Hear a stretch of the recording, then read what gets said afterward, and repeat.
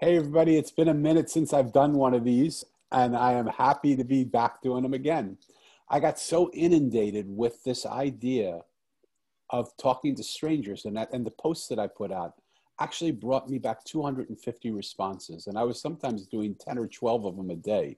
So that was 10 or 12 hours a day. I was sitting talking to people that I had no idea who they were, that popped up into my room with not even a break to go to the restroom.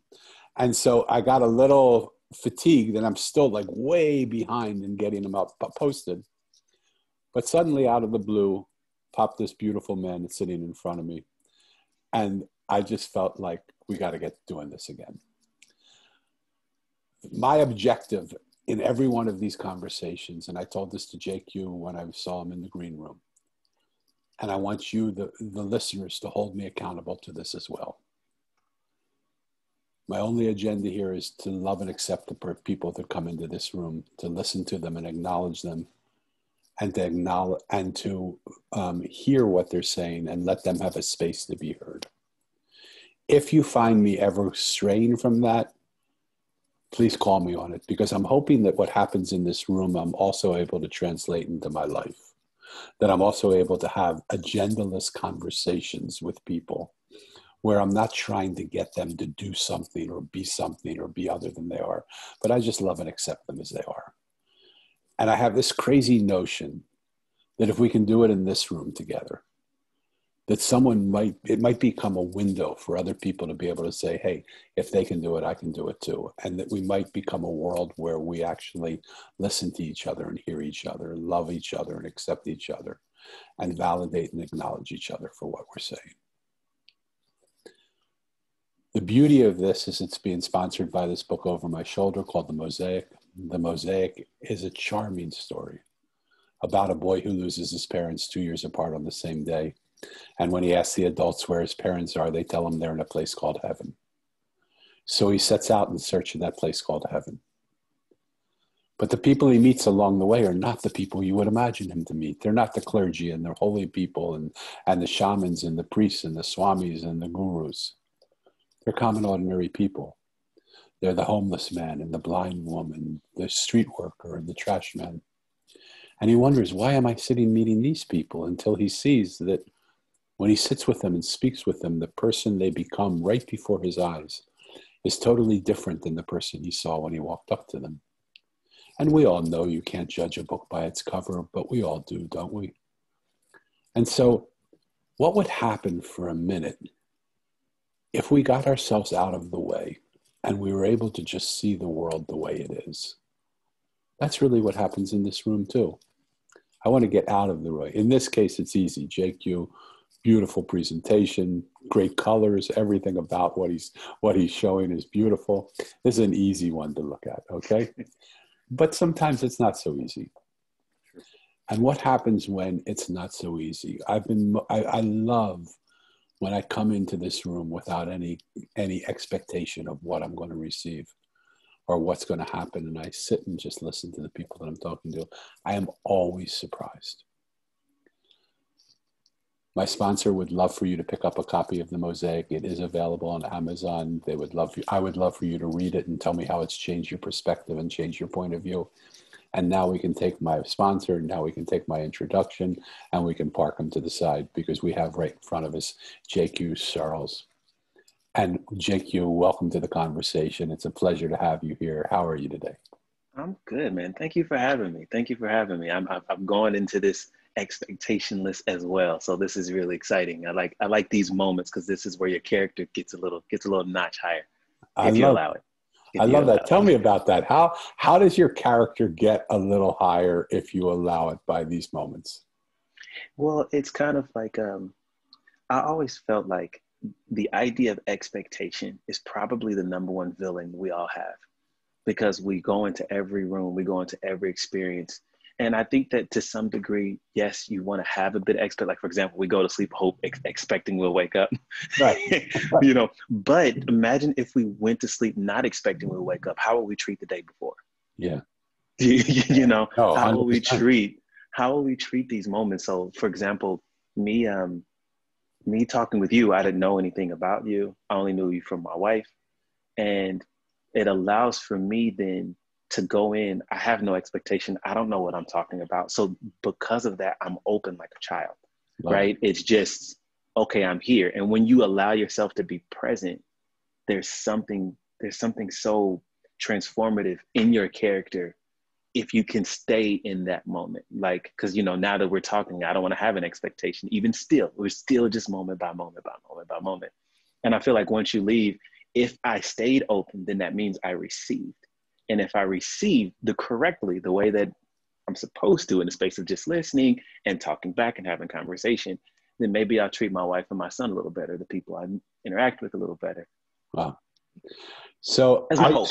you know, I already am in love with you, brother. And I just want to share with the audience again, this, I didn't even know JQ existed 3 days ago. I don't know his wife. She's another stranger who signed up, and I don't know how she knew about me either, but he found out about this through her, and I have no idea how she found out about it. So she's going to be on next hour, and we're going to talk to her next hour. But can you hear already the resonance and the similarity of mindset and the thought that we share with each other? Yeah. And this is a stranger that I've never met before. And I can't encourage you more than this moment to reach out to people you don't know and say hello to them.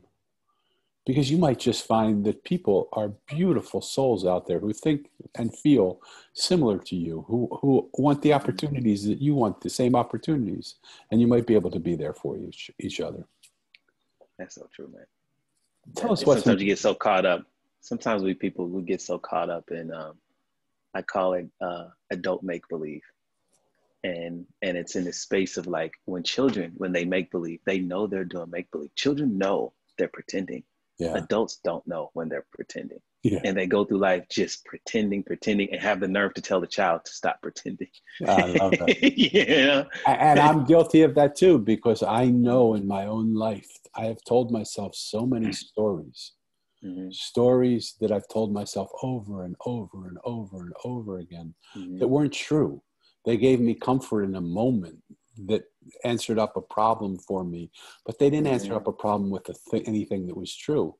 They just answered up a problem. And then that story became so implicit in my reality that I started to believe it was real. Yep. But it's not real. About people. Think about like when we see a homeless person, you know, there's always that thing that goes in people's minds. And I would definitely say mine for sure is this homeless person real? And if I give them something, are they going to get alcohol? If I give them some, who are we to control what they do with the blessing? Yeah. Right.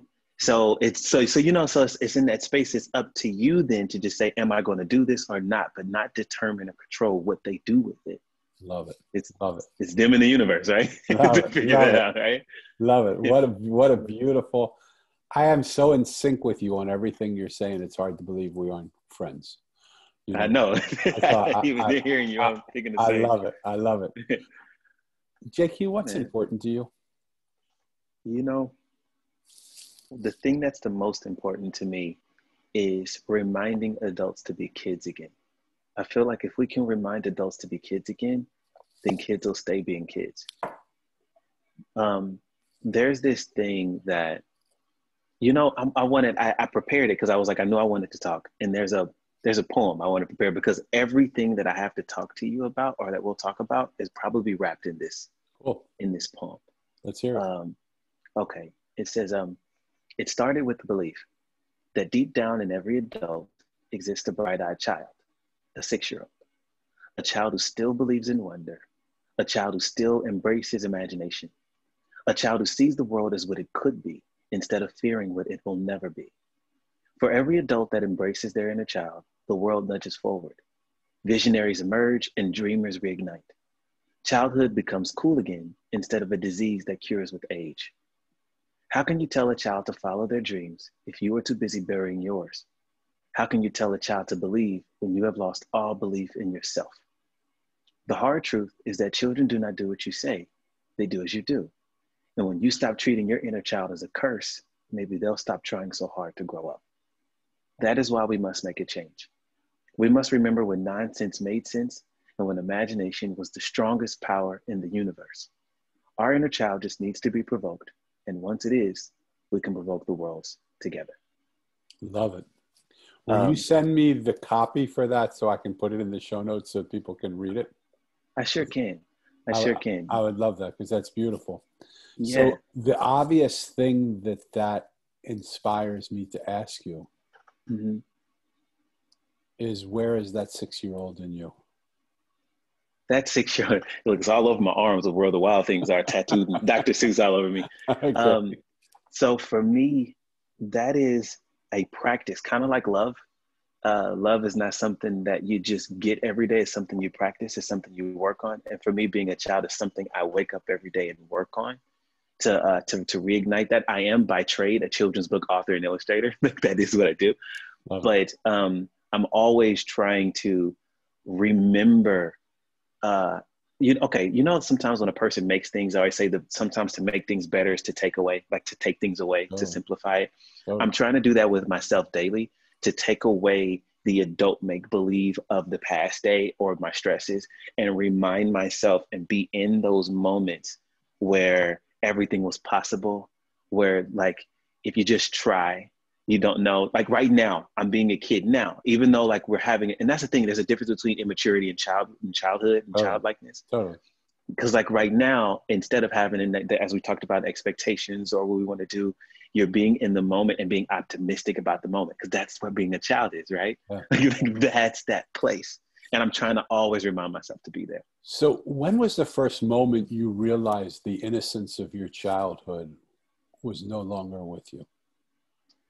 The innocence, it's funny. It's kind of where for me, the journey started. It started good and bad, if that makes sense. My cousins, I have these cousins who all female, and they started babysitting me when they were about 13 or 14. And I was with them almost every weekend. And I didn't know that they were children themselves. To a kid, they're adults. They're watching over you. Right. So, but when I'm watching them, they're playing video games all the time. And in contrast to my mother, who I also think's an adult, doesn't play them. So I'm like, oh, it's okay. Like I felt like I had permission, that I didn't have to rush out of growing up because I was with them. We would sneak into movies. We'd play wrestling, wrestling toys. And we would do this so often, and they would draw with me. There was never a moment of, you do a kid thing. They were always doing it with me, not realizing myself that they're 13. Of course they're doing it with me. And so growing up with that on that positive end, I always felt okay. It was like, it's okay to be weird and crazy. And what if that could happen? And these things, and they go, yeah. And you see them like with you, like, that would be so cool. And you have that. And I'm having that from who I think are adults. Simultaneously though, my father, who I don't have much of a relationship with, he was the total opposite end. He was somebody who was so inundated with his adult make-believe in the space of, like, for example, I remember nights where I would sit with my back up against the door because he told me he would come get me, and I'd wake up in the morning and realize he didn't. There are times where, he would always say, when you think of a person keeping their word, he would be the anti. But he would always talk about this inevitable big house he was going to get for all of his children, and this inevitable big life he was going to get. And none of us cared. Yeah. And it's the thing is, like, if you allow yourself to remind yourself when you were a kid, you realize kids don't care about that stuff. Yeah. They literally just want you. And so when you parallel where, like, and one I've always wanted to be, I grew up in Kansas City, a stone's throw away from Disney's original studio. So there was that, like, I want to be Disney. So there was that part of me that also loved animation and wanted to do this. But when I realized, and when I started to compare the two, it was like, well, if my dad acted more like them, he would be a better dad. And so if my dad could be more like a child and he could remember how cool it was, I'll spend more time with him. So this burning inception passion started coming in where, okay, I'm going to try to get him to remember. And so what I would do is I'd start writing stories, finding stories about my parents, their childhood, like stories like The $1 Billion Man, Speed Racer. Like I would try to find theme songs or things and draw things that would make him remember. like remember. And it never worked, but it started working with others. Wow. And then from there, I started to realize, I was like, I think this is my passion. I think this is what I want to do. Like, it's just to spend my rest of my life reminding people of those moments. Because there's something like, even like I'm talking to you, and I don't know if this happened to you or not, but people that are listening, if you could go back in time, if this happened or didn't happen, and you say that time that your parent played Monopoly with you, you don't forget it. Yeah. That's the thing you don't forget. You might go on vacations, you might do all these other things, but that moment you play Connect Four, Tic-Tac-Toe, or just sat on the floor playing cars, Yeah. you don't forget it.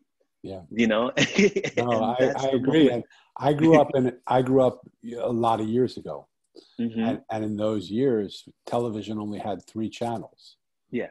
And it was only on a certain amount of time during the day. Mm-hmm. So when now we come home and we watch television, or we watch, whatever we do, Mm-hmm. then it was, we came home, we had dinner, we sat together, we talked, we played together, we did what we did. And then Mm-hmm. we would go and have an hour's worth of television, because that's what Mm-hmm. we wanted to keep up with everybody and see what everybody was doing. But Mm-hmm. the innocence of those days was so much more innocent, because Yeah. 1, we weren't inundated with all this information, and 2, we just got to be with each other and enjoy each other and play with each other. Yeah. And I agree wholeheartedly. Yeah. What makes you happy? What makes me happy? Man, design. For me, design is how I find my inner kid. There's this beauty in, like, we talk about like iPhone, and you might like iPhones or not, but like sometimes I can look at something and I appreciate the design so much, and it makes me like, ooh. Yeah. There's something. Imagine being in a beautiful room, and that room gives you this kind of peace in this space to just be, and you're like, ooh, there's something calming about it. And that is when I am at my height of just like happiness. Then from there, I definitely say I have a 2-year-old son, and there's this full circleness. I just talked about my dad, so I imagine how interesting it is to have a son now. Yeah. There's that, and I get emotional every time we do simple things. I think I'm going to annoy him when he gets older with those, because I don't have that memory. So when I'm doing it with my son, he's blessing me with that memory, but from a father's point of view. And it's just, so I get this happiness going, that's what it feels like from a dad's point of view. And I see him, and that's insane. And then my wife, at the moments, when you're married, you have these, but when we get in sync, those are awesome. Yeah. And we usually get in sync when we find ourselves in new situations. And so I always like to do like very new things with her that we both don't know, and we'll just go out and try it. And we have a good time because we're very in each other's arms, and like, best friends, and like together trying to figure it out. I love that. I love that. Yeah. If money weren't important, what would you do? Oh man, if money weren't important, I would become the living Willy Wonka. Like I wouldn't stop at anything to become Willy. There's this, when I say that, I don't mean it in the space of candy, because I think people go there. I mean it in the space of storytelling. Like you told me about your, like the Mosaic, and I look at that story and I go, I would want to do something where I could create a facility. And in this facility, I want it to be like an envelope factory that looks like this weird, what is that, with this big, like 12-foot tall polka dot doors, and have these buses where I can go pick up kids. And inside is like, the people that work for me are like, look like Tim Burton characters and and Dr. Seuss characters, so that a kid just goes outside of their world with them and one parent, like in Charlie and the Chocolate Factory, because of that theme. Yeah. And like one parent, one child come together on these buses. You come to my facility and you have an hour to do whatever you want. But the inside of that facility, while the outside looks crazy and like kind of creepy, the inside looks like you're not even on Earth anymore. Like in Wonderland or this Neverland, where you can create, you can build, you can cook, and you can write and just be a kid for Love an it. hour. Love Like it. that Love would be and like we already heard why it's important for you to be a kid and why it's important for that wonder and why it's important for, is that what you do through the books that you write and the illustrations that you do? Do you bring 100%. people back to those places? 100%. And So are those books available for people? Oh yeah, they're all available. Amazon, my website. My last book is the one that I think I probably finally nailed my mission, and like I can build from there. It's called The Moon is Following Me. Wow, beautiful. And it's like, and so you think about like who didn't think the moon was following them, Right. and it's about a little boy who comes up with conspiracy theories on why the moon is following him, and he tries to tell his family of all those conspiracy theories, and none of them believe him. And it goes into that adult make believe to kid, only to find out that he's right about all of it. And so you hear the family like, ha ha, they're laughing at him, only to get to the end and he's right. But I illustrated the book to look like it was a 1930s comic book. Wow. And I did that on purpose for the adults, because I'm thinking of what are all the adults that picked up a comic book when they were a kid. I wanted to look like their childhood, but be in the form of today's childhood. Cool. Yeah. So please make sure you put that links to those things also in the information you send me, so we can send people to those places to get your books and stuff. For sure. For sure. But yeah, that's the point. I make everything that I ever touch outside of, honestly, even outside of the things I make or sell, my personality, who I am to you, like I intentionally have where Carol and Max from Where the Wild Things Are tattooed on my arms, along with Sesame Street. But why? One is for myself, to remind myself, but also when I walk past people and they think that I probably have these crazy tattoos, only to look and see it's Sesame Street, you watch them kind of go, I remember that. Like I do that to people intentionally. So my interaction with you goes, you have Where the Wild Things Are? And then we talk about that in our childhood with that. And I have that time to have a conversation like you and I have about a story we shared as a child. It's great. And then you see them go, oh, you know what? I think I'm going to go buy that book and read it to my kid. Gotcha. Like I got them to get that moment. Now they're going to have that moment. And it's fantastic, man. That is, to give them those moments, man. It's really exciting. You spoke about in your book, The Moon is Following Me, the fact that the boy was saying to his parents that the moon was following him, and they didn't want to they didn't want to hear him. They didn't believe him. They didn't want to. And it really just perked up in me this question that I have. Do you think in general we listen to each other? Not only do we listen to children, but do we listen to each other in this world that we live in? I think we get so inundated with our own what is it called, like self-interests, and that the bias of our self-interest also kind of make us not listen in the way that we probably should. I do think that we do listen, but we listen through trauma. We listen through hurt, we listen through certain emotions. So I think we're in a world now where we focus so much on IQ that EQ is starting to get forgotten. Yeah. And so I think yes, but I think that it's just through so many filters that only therapy can really get through. Yeah. That we're not hearing all the way. Do you feel that you're listened to? Not all the time. Not all the time. I think that for myself in certain situations that I get into, specifically even with my wife, there can be I feel like that I'm listened to sometimes through those same things. Yeah. I do keep a lot in, as far as my childhood is concerned, because I do think that we're all a product of our childhood until we deal with it. I was considered the prodigy as a kid, as a creative. I was the guy that could draw anything, create a story, do that. But then there was how I felt, not how good I was.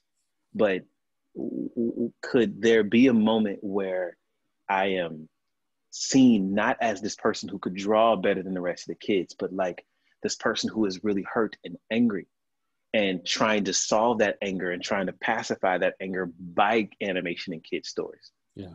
Was I heard? I don't think so. Am I hurt now to that degree? No. And even to the point where my childhood, man, I remember they would like family members and others, they would look at me and some would even be like, well, he's so creative, he might be homosexual. Wow. Instead of hearing me, Right. because in the African-American community, Yeah. especially 20 years ago, Yeah. Creative in the arts, no. Like, Yeah. it's, sports. So you got this guy who doesn't play sports. I don't play him to save my life. But there was just all this assumption of what I was or what you wanted me to be. And it wasn't true. And to this day, sometimes those things I see me as I am, because as I am, I'm very consistent in who I am intentionally.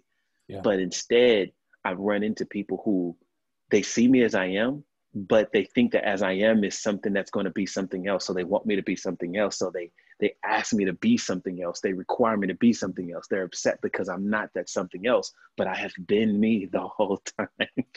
Yeah. And I'm like, I didn't change. You just want me to be somebody that I'm not. Like, you love this, but if you could just have this and that, no, I'm just this. Yeah. Can you just love that? Yeah. I want to just invite the audience to listen and tell me, and just ask yourself, is what JQ is saying something you could say also? I mean, how many of us feel seen and heard? How many of us feel accepted for who we are rather than for who people want us to be or believe we could be, or they see the greatness that we have, but they don't see the other sides of us? And for me, the beauty of life is that it's this mosaic. It's made up of all the pieces of our life, the pains and the sorrows, the greatness and the joys, the innocence and the defiance. And that makes us completely who we are. And to be seen in that way is such a beautiful, beautiful thing. Right? There's a magic in that. I don't know if you trust me enough, but if you were to trust me enough right now. Okay. And you knew that people were going to listen to this episode, because they will, because your energy is charismatic, and they're going to want to hear it. I appreciate that. What is it that you have wanted to say all these years that nobody's ever heard? What is it that I wanted to say? Man, this is going to be interesting, because it's almost counter to everything I told you in the beginning, is that I am a very angry person. I battle that with the childlike side, because that's my journey. That's why I said I work on it every day. Of course. I'm not angry and not violent angry, but just like think about, like, there's some, like, if I go personal outside of just the other thing I'm gonna tell you, the personal side is that, like, I just want to be accepted for exactly as I am. Yeah. Like, I appreciate everybody that thinks that I have the potential to be great in this billionaire one day. And I hope I do. Thank you. I appreciate, I appreciate that you think that I'm a good person and all this other stuff. I thank you. I also like that people love that I'm a designer, and when they see me, they think of all the possibilities that they could have if I help them. Thank you. But I need help too. Yeah. Like, I like a hand too. Yeah. I thank you for thinking that I'm this way, but can you see me like you see yourself? Yeah. Flawed and beautiful and possible, because then you can see me and hear me. Yeah.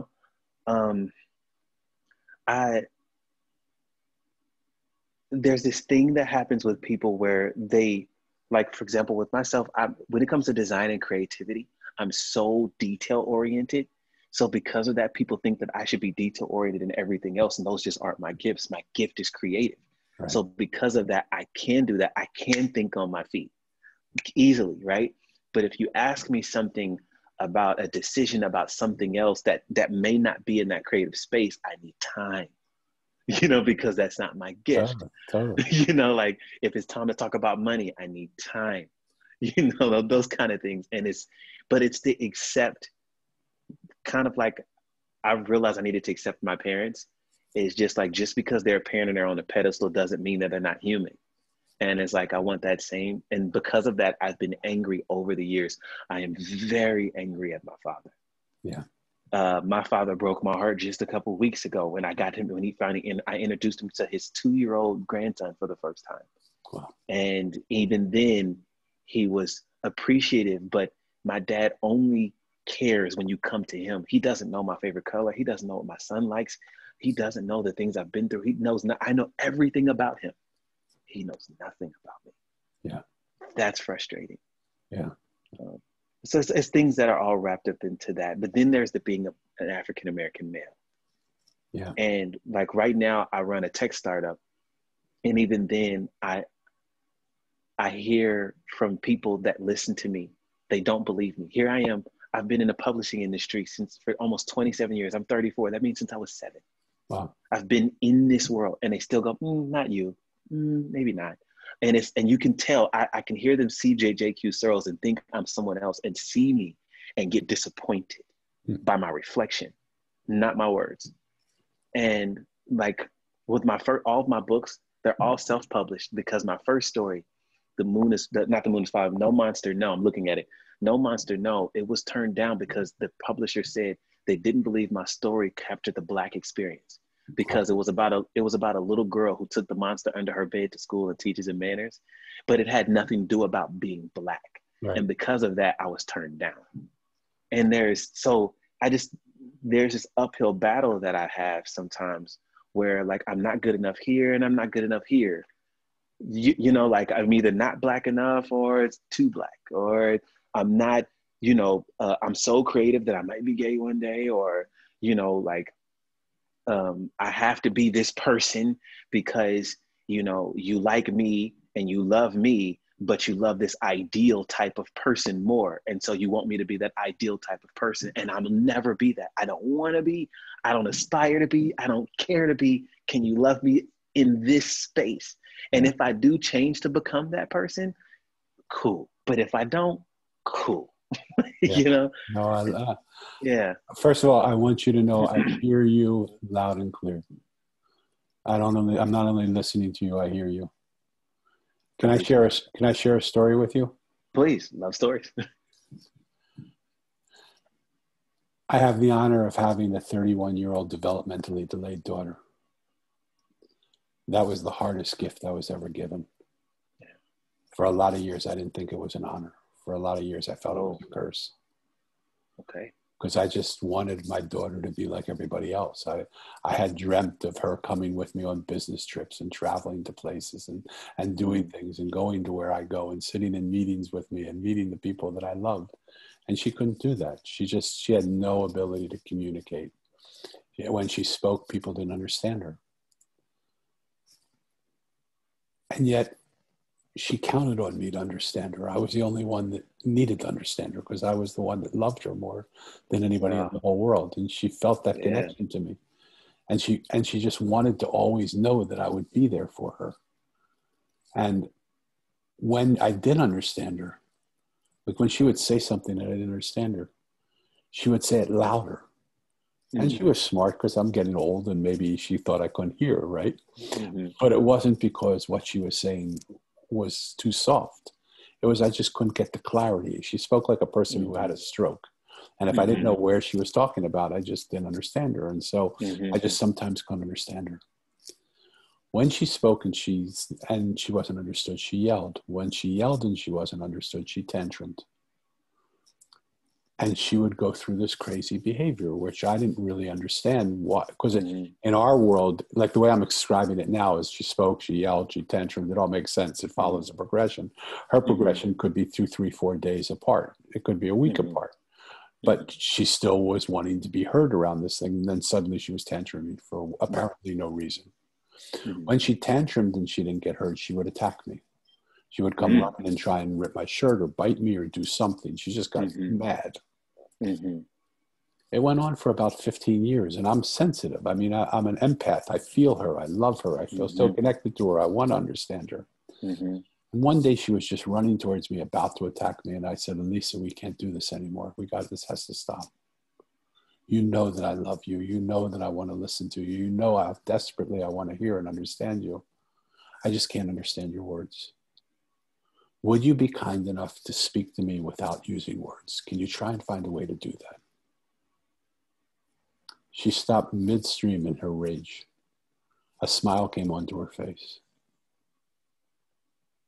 And she looked at me, and in perfect English, she said, I am Daddy.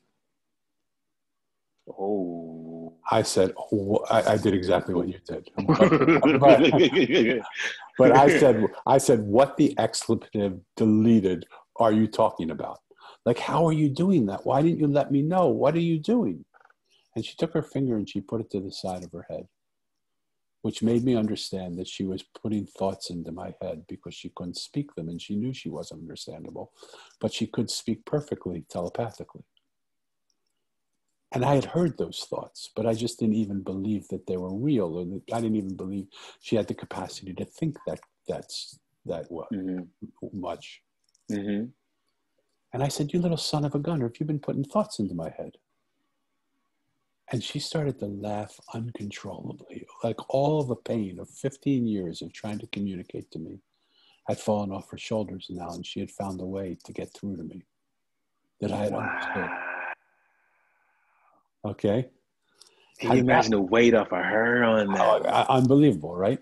Yeah. From that moment on, she never yelled, she never tantrumed, and she never attacked again. If the story would have ended there, JQ, it would have been miraculous for me. I would have been the happiest man on the planet. But then I looked around and I said, I wonder if my daughter's really that different than anybody else. Mm. And I looked into the world that I operate in, into the couples that I work with, the families that I work with, the businesses that I work with, the government institutions that I'm a part of and I work with. And I saw exactly the same behaviors. Mm-hmm. When people speak and they don't get heard, they yell. When they yell and they don't get heard, they tantrum. They create chaos. They create a scene. When they create a scene and they don't get heard, they attack.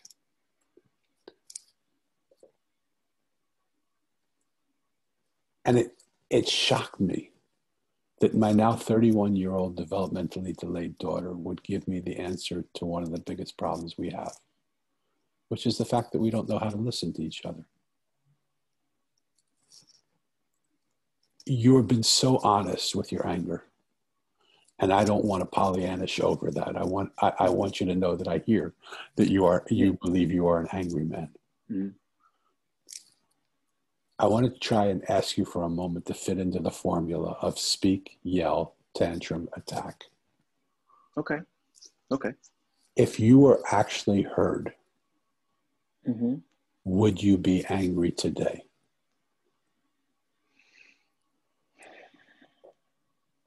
No. Or would I be angry today? Yes, I would. But that is a journey that I have to complete within. Okay. And I'm aware of that. Right? So I guess what it says is it wouldn't feel like a weight was lifted off my shoulders. But it would feel like no more weight will be put on it. Mm-hmm. You know, so that I can then do what I need to do to fix that. If you were heard back then, would you be angry now? No, but I also don't think that I would be a children's book author and illustrator. So it's kind of like cause and effect, pro and con, good and bad. You know, like I'm one of those kind of people that I don't necessarily 100% believe in good and bad. It's kind of, everything's kind of gray. I feel like everything's gray. Yeah. And when I think about like, for example, it's failure that makes us move forward. It's trouble. It's trying times that really kind of grow, like, you know, make us evolve. And I'm looking back into the past and I go, well, would I change anything? There are a few things that I changed. I'd love to spend more time with my dad. I just would have. But at the same time, I look at the man that I am today with my son, and I can't help but wonder, did not having it allow for me to appreciate it in a way that allows me to be a better father to my son? Because there's one thing having a male role model and there's another thing having a father. And I don't know which one I would have had. Yeah. So One of the things I do with people, and again, if I'm going outside of my bounds, just tell me, okay? It's okay. What if those are all just stories? And what if they're just simply not true? Like, what if you could have been exactly the man you are today and even more if you didn't have to go through the anger that you went through of having a dad that wasn't there for you when he said he was going to be there for you, but that you would have been able to be, that it wasn't the pain and the frustration that caused you to grow. You grew in spite of the pain and the frustration. But I think sometimes the underlying stories we tell ourselves, and this is a question to you, it's not an answer. The question is, sometimes the underlying stories of how we triumph become so strong that we actually lay in that foundation for having to go through pain and suffering in the future because we believe that's the way we grow to be what we want to be. Right. But what if that's all just a story that was made up, and that in the midst of all that anyway, we still rose up above all that stuff, and we took the scars. We take the scars of our anger. We take the scars of our sadness. We take the scars, but we still have risen up above that. But that doesn't have to be that way. There's so many infinite possibilities of how it could be, that we would have been who we are and who we are beautifully. I agree with that. So there's a pro and a con, good and bad. There's a gray area. The gray area is we can't repeat the past, and the best way for us to help us make sense of the past is to be like, hey, I am who I am through the journey. Because if for 1 second you thought back and said, I could have been better if that not had happened, that in even of itself would put at least me into a place of more anger on what could have been had it not have. Right? Can I push you a little bit? Going forward, oh, for sure. Yeah. Can I push you a little bit? Mm-hmm. Mm-hmm. And you say, you remember, you don't have to answer anything, okay? I get it. Mm-hmm. Even the thought of we can't go back and change the past. Mm-hmm. Imagine a world for a moment in your beautiful imagination where past, present, and future don't really exist, where they exist simultaneously in this moment. Fifth dimension. Okay. And imagine a world where we are going back into the past and recreating the past all the time, because the belief systems we have about the past are actually creating our present and our future. Okay. So even though we can't change the past, we can change the past by changing the present, by not having the same beliefs if I have to struggle in order to succeed. Of course. Live through us, because that's a past thought. We might not be able to go back and change that. But what if we were? What if the way we change our present allowed us to somehow influence the way our past looked, retrospective to the perspective of the present? Does that make any sense to you at all? It does. I like how you inceptionized that. You Christopher Nolan to me just for a second. and so what I find in my life, for instance, is I'm reliving my past all the time. Because I'm taking thoughts that aren't true in my past and recreating them in my present, and having limitations be the reason why I feel I have to get over those limitations and grow, when there are no limitations in front of me. All I have to do is walk forward and grow. I think what you're saying, I resonate with, and I guess I'll push myself right in this space, right? Please. Is okay. When I think about, if I go personally on this one, and I go, the way that I am in my present and the way that I attack things in my present, there are moments where the past does play itself, like, suffering to me. Right. There also is, as we talked in the beginning, me being a cliff jumper. And I think that in and of itself, the moment of removing expectation, right? That to me is the moments where the past is rewritten. I'd say, for example, the situation with my father, that is probably the biggest pain that I'm doing with my son. I am the dad now. So there's that. There is literally that switch. Right. And I'm the dad to a son of all things, right? Yeah. You're not a girl, not a son, but a boy. And having those moments with him, I can say it like this. I accept my dad for who and what he is. I appreciate him for who and what he is and his belief system. Like in the space of what he felt like he needed to do as a man in order to, because that was his thing. It had nothing to do with me. It wasn't personal. I recognize that enough to not have that pain. It's the pain that I have is more so in the conversations I couldn't have in moments where I needed a conversation. Can you have those conversations now? Can you have those conversations now?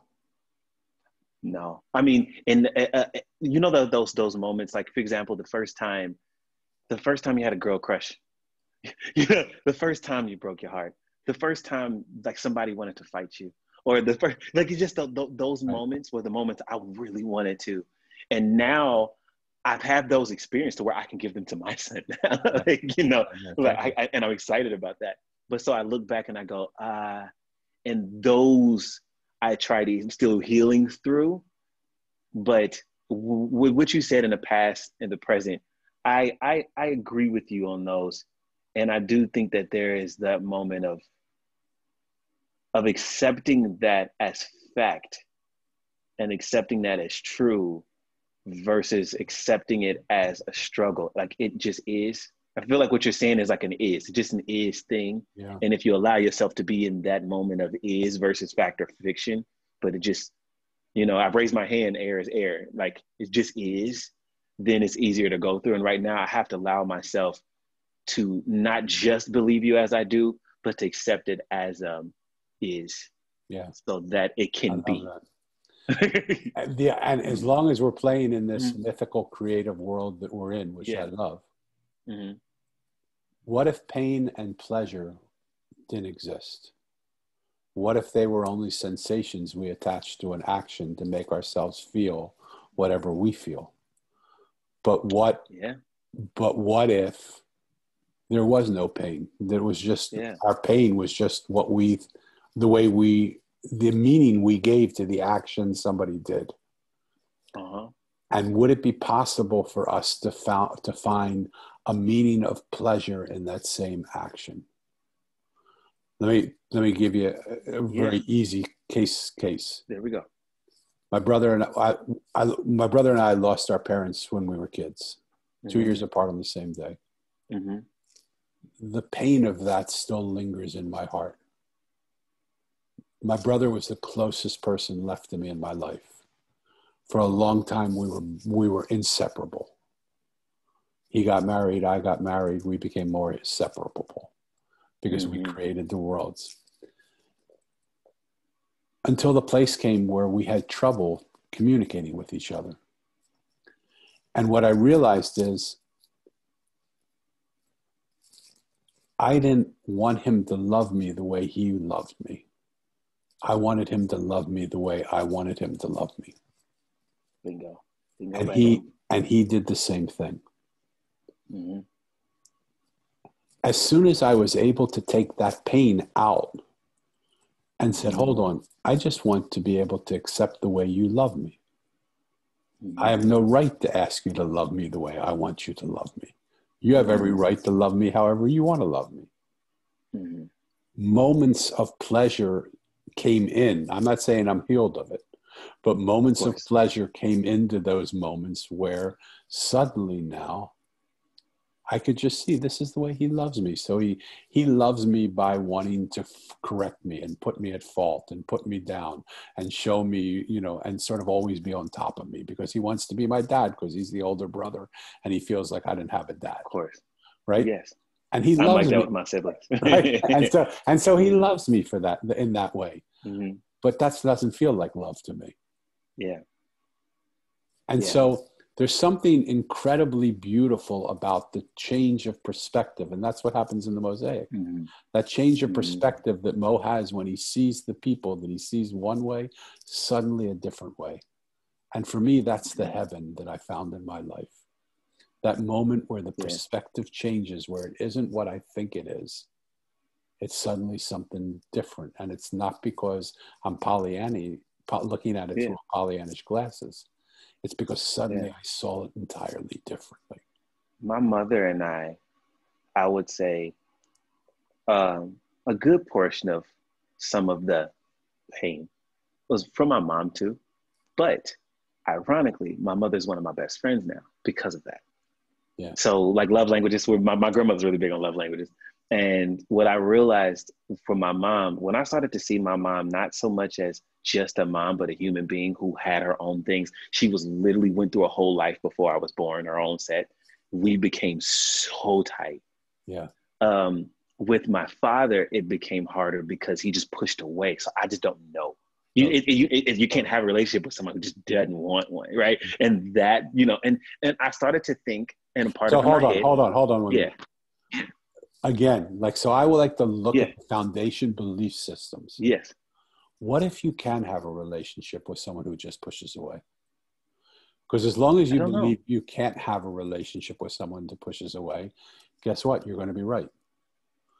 But what if you could have a relationship with them? What if you may not be able to speak to them in person, but what if you were able to speak to him in spirit? What if your heart was still able to touch his heart, even though you never knew you were doing it? What if your soul was still able to connect to his soul? What if you were creatively to create a universe where you and he, without connection, somehow, him turning his back on you, still you felt connected to him because you're always there for him if he turns around. You're always one step away from him. So the moment he turns around, you're going to be there, loving him and giving him what he needs. Yeah. So here's a secret. That is exactly it. The thing is, it's in person when we do. That's why I enjoy my time with him outside. Yeah. Another secret is every book that I do, I've secretly read with him. Wow. In my heart. So you do have a relationship with him.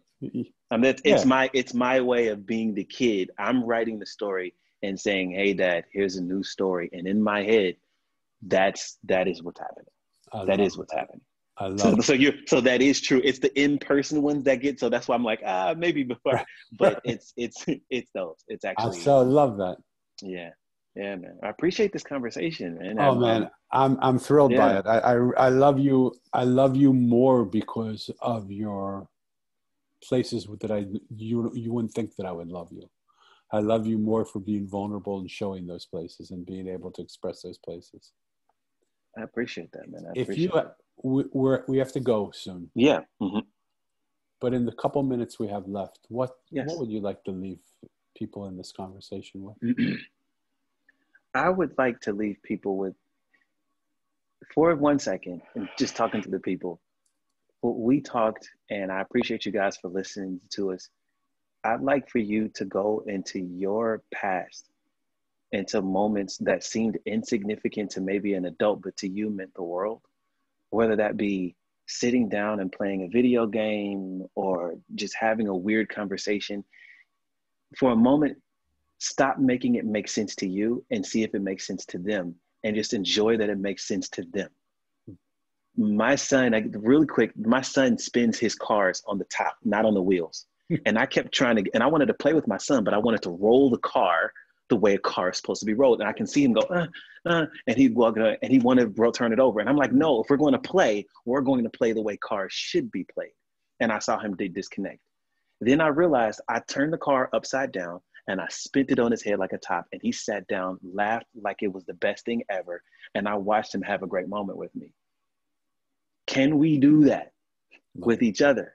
I say do that with kids because kids are the most blunt, honest. They will just tell you, kids are just in the moment. And if we can allow ourselves to be like kids and be in the moment, I think that we'll listen more. I think that our dreams will come true more. I think that our visions, our hopes, so many things will happen if you just allow yourself to keep moving forward in this space of saying, this might be possible if I try. This might be possible if I love. This might be possible if I accept and just see things through their lens and then back through mine. Please try that. And if you can try that, then I feel like I've done my job. JQ, thank you so much for being here with us. And for those people who listen to the show, thank you so much for listening. You got a beautiful show today. I want you to play it back. I want you to enjoy it. I want you to become do what JQ says, become that child, bring out that child in you, go find that kid in you. If you have kids, play with them in the way they want to play with you, listen to them in the way they want to listen to you, and just be there available for them. I want to thank you for listening. If you like the show, please share it with the people you like. That's how things grow. When we like something, we tell people we like about the things we like, and they get a chance to like them too. So please share it around with your friends. Please enjoy it. And for those of you who listen regularly, you know I close every show by saying the same thing. When JQ came into the room, he was a stranger. I had no idea he existed. It didn't take long for him to become a friend. And now he's somebody that if I'm anywhere near where he is, darn, if we're not going to go out for a drink together or sit up or have some meal together or just do something together, because he feels like a brother to me. And he feels like someone, he feels like a friend that I've known for 1,000 years. That's actually true. So if a stranger can become a friend in the course of less than an hour, look at the world we live in. It's full of strangers. And when we live in a world full of strangers, the world is a strange place. But when we live in a world full of friends, the world's a friendly place. Turn this world into a friendly place. Just go out and find somebody you don't know and start up a conversation. Virtually, online, or in person, doesn't matter. Just ask them how they're doing. And take time to just listen to them without an agenda. Hear what they're saying. I pushed JQ a little bit, but it wasn't with an agenda. I just wanted to understand how he believes and what he thinks. We're going to have all of his information. But JQ, if people want to get in touch with you, what's the one surefire way that you'll always check and they'll be able to reach you? Instagram. Cool. I'm pretty much on Instagram all the time, looking at design. Okay. So contact them through Instagram. What could be better than having strangers meet in a room with strangers watching the meeting, and strangers start to come together, talk together, work together, play together, do stuff with each other? What could be a greater world to live in? I thank you again for being here. Before we go, is there one last thing you want to say? And provoke the child within. Fabulous. Everybody provoke the child within. Let him rise. Okay, let him, her stand. And be kind to each other and be kind to yourself. Until the next stranger comes into the room, God bless. Later.